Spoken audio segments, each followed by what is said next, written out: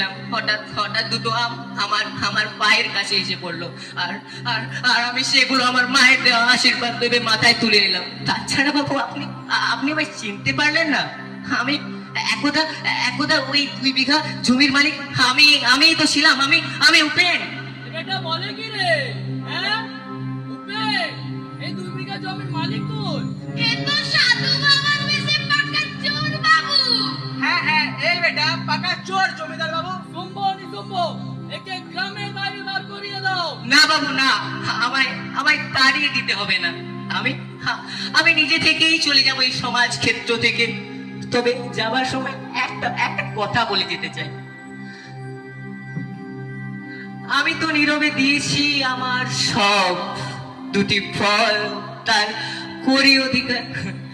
এত তাই করো, আমি শুনে হাসি, আখি জলে ভাসি।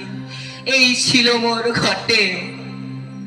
আজ তুমি মহারাজ সাধু হলে, আজ আমি আজ চোর বটে।